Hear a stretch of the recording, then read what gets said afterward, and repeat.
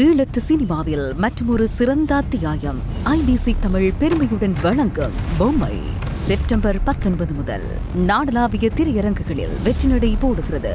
காணத் தவறாதீர்கள்.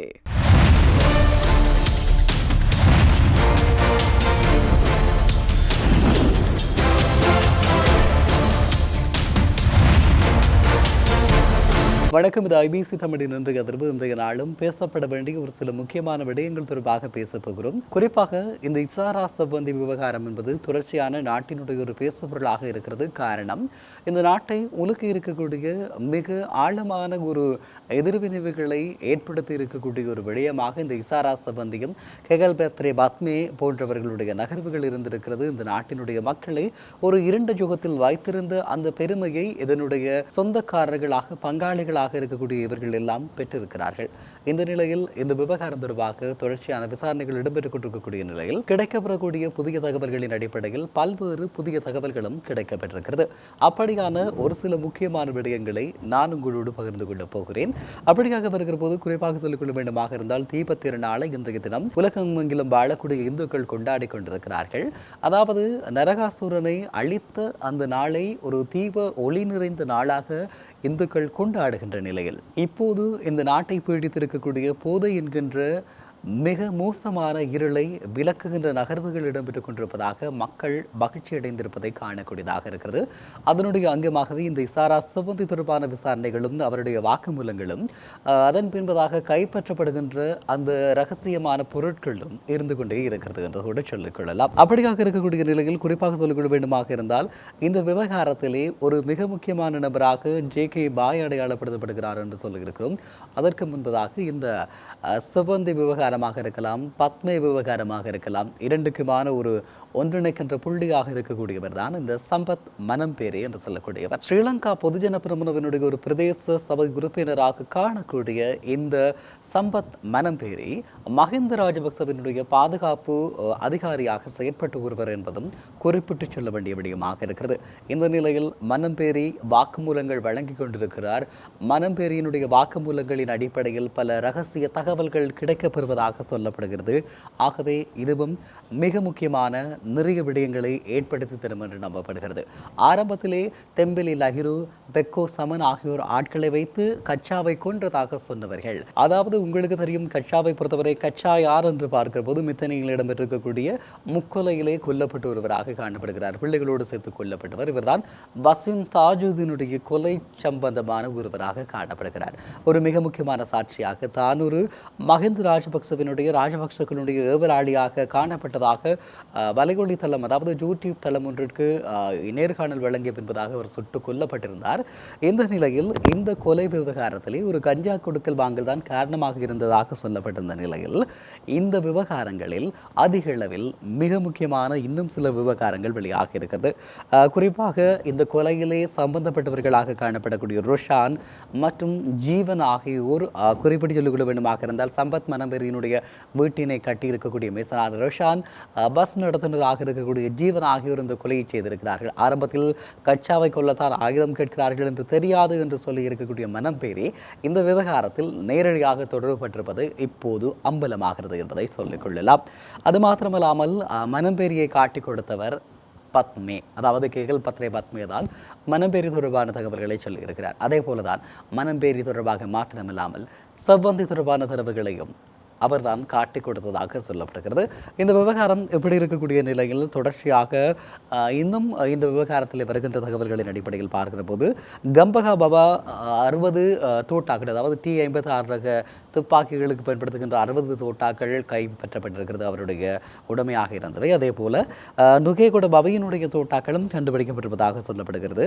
அதே போல இன்னும் மிக முக்கியமான ஒரு விடயமாக காணப்படக்கூடிய இந்த செவ்வந்தி நீண்ட கால பயன்படுத்திய தொலைபேசி கம்பகா மாவட்டத்தில் ஒரு இடத்திலே பத்திரமாக புதைத்து வைத்திருந்திருக்கிறார்.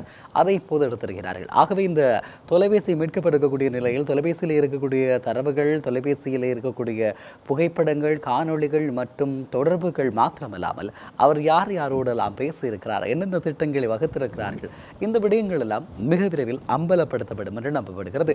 ஆகவே இந்த நாட்டை ஒரு இருண்ட யுகத்தில் பாதாள உலகத்தினுடைய ஒரு தலைமையிடமாக மாற்றி வைத்திருந்த இவர்களுடைய செயற்பாடுகள் முடிவு கட்டப்பட்டிருக்கிறதா அல்லது முடிவு கட்டப்படுமா என்பது அல்லது முடிவு கட்டப்பட போகிறதா என்பதை நாங்கள் பொறுத்திருந்துதான் பார்க்க வேண்டும். இந்த நிலையிலே தான் ஸ்ரீலங்காவினுடைய பொதுமக்கள் பாதுகாப்பு அமைச்சர் ஆனந்த் விஜயபால ஊடகங்களுக்கு ஒரு கருத்து தெரிவித்திருக்கிறார். நிச்சயமாக நாங்கள் இந்த போதைப் பொருள் யுகத்தை ஒழித்தே ஆகுவோம், போதை கடத்தல்காரர்களை அழித்தே ஆகுவோம், அவர்கள் எல்லோரையுமே கைது செய்வோம், அவர்களின் பின்னால் இருக்கக்கூடிய அரசியல் துருப்புகளையும் நாங்கள் கைது செய்வோம் என்று சொல்லியிருக்கிறார். இந்த நிலையில் இப்படி அரசியல் என்று வருகிற போதுதான் ஞாபகம் இருக்கிறது இந்த சம்பத் மனம்பேரி தொடர்பாக வருகிற போது அவருடைய அரசியல் தொடர்பு என்பது ஸ்ரீலங்கா பொதுஜன பிரமுகனுடைய ஒரு பிரதேச சபை உறுப்பினர். அது மாத்திரமல்லாமல் அவர் மஹிந்த ராஜபக்சவினுடைய பாதுகாப்பு உத்தியோகத்தராக கடமையாற்றியவர்.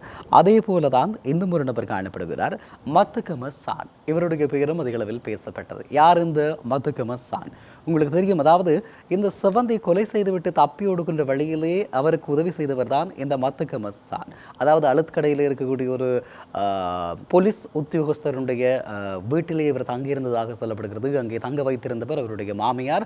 அந்த மாமியாருக்கு யார் இந்த ஒப்பந்தத்தை வழங்கினார் என்று பார்த்தால் மத்துகம சான். ஆகவே இப்போது மத்துகம சானை பொறுத்தவரை அவர் ஸ்ரீலங்கா பொதுஜன பெரமுனவினுடைய அரசியல்வாதிகளோடு மிக நெருங்கியவராக காணப்படுகிறார். மஹிந்த ராஜபக்ச தொடங்கி எல்லோரோடும் அவர் புகைப்படம் எடுத்திருக்கிறார், மிக நெருக்கமாக செயற்பட்டிருக்கிறார்கள். ஆகவே இவர்கள் தொடர்பான தரவுகளை தேடுகிற போது இவர்களின் பின்னணியில் இருக்கக்கூடிய அரசியலும் தெளிவு பெறும் என்பது மிக முக்கியமானதாகும். ஆகவே இந்த நாட்டை ஒரு இருண்ட யுகத்தில், ஒரு பாதாள யுகத்தில் வைத்திருந்த அரசியல் தலைவர்களும் அதனை செயற்படுத்தி இருக்கக்கூடிய இவர்களும் கைது செய்யப்படுகிற போது, தண்டனைகளை நோக்கி நகர்த்தப்படுகிற போது இந்த நாட்டில் இனிமேல் இப்படியான குற்றங்கள் இடம்பெறக்கூடாது என்ற ஒரு படிப்பினையை ஏற்படுத்தும் என்றே சொல்லிக் கொள்ளலாம். ஆகவே மக்களாகிய நீங்கள் தீர்மானித்துக் கொள்ளுங்கள், இந்த விவகாரத்தில் தண்டிக்கப்பட வேண்டியவர்கள் யார்? இவர்களை கைது செய்து தண்டனைகளுக்கு உட்படுத்துவதா அல்லது அடுத்த முறை ஆட்சிக்கு அமர்த்துவதா என்பதை தீர்மானிக்க வேண்டிய பொறுப்பு இருக்கிறது. ஆகவே இந்த விவகாரத்தில் தென்னிலங்கையினுடைய சிங்கள மக்கள் தான் தெளிவு பெற வேண்டியிருக்கிறது. ஆக நாங்கள் இந்த விவகாரங்களை சொல்லுவதை விட தென்னிலங்கையினுடைய சிங்கள யூடியூபர்ஸ் குறிப்பிடுகின்ற விடயங்கள் அமானுஷ்யமானதாகவும் படு பயங்கரமாகவும் இருக்கிறது. ஆகவே கிடைக்கப்பெறுகின்ற தகவல்களின் அடிப்படையில் மிக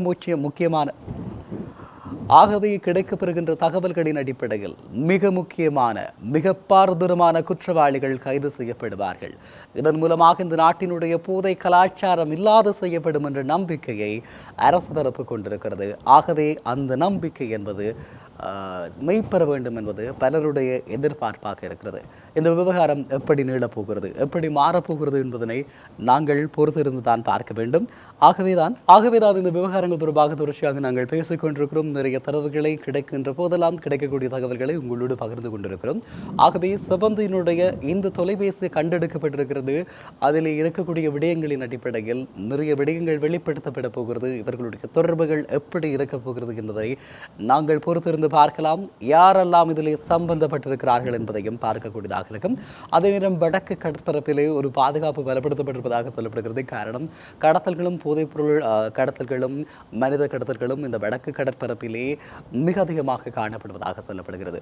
தமிழ் மக்கள் மிக நீண்ட நாட்களாக வடக்கில் இருந்து இராணுவத்தினுடைய பிரசன்னம் அகற்றப்பட வேண்டும், தேவையற்ற வகையில் குவிக்கப்பட்டிருக்கிறார்கள் என்று சொல்லப்பட்டிருக்கக்கூடிய நிலையில் அதற்கு இல்லை, இங்கு கடத்தல்கள் இடம்பெறுகிறது என்ற ஒரு காரணத்தை சுட்டி காட்டுவதற்காக இப்படியான நபர்கள் தொடர்பு படுத்தப்படுகிறார்களா என்ற கேள்விதான் இங்கு எழுந்திருக்கிறது. ஆகவே வடக்கை மையப்படுத்தி இப்போது தேடுதல்களும் கடற்பரப்பில் ரோந்து நடவடிக்கைகளும் அதிகப்படுத்தப்பட்டிருக்கிறது. எது எப்படியோ தமிழ் மக்களுக்கு இது அவர்களுடைய நீண்டகால கோரிக்கைக்கு ஒரு விரோதமானதாக இருந்தாலும், நாட்டை அளிக்கின்ற, நாட்டினுடைய இளைஞர்களை கேள்விக்குட்படுத்துகின்ற, அதில் பாதாளத்தில் தள்ளுகின்ற இந்த கொடூரமான செயற்பாட்டில் இருந்து மக்களுக்கும் நாட்டினுடைய எதிர்காலத்திற்கும் ஒரு சுபீட்சமான விடுதலை கிடைக்கும் என்ற நம்பிக்கைகள் பலர் இருக்கிறார்கள். ஆகவே இந்த விவகாரம் தொடர்பாக இனி வருகின்ற நாட்களிலும் தொடர்ச்சியாக உங்களோடு தரவுகளை பகிர்ந்து கொள்ள காத்திருக்கிறேன். நன்றி உறவுகளை மற்றும் உங்கள் அனைவரையும் சந்திக்கிறேன். வணக்கம்.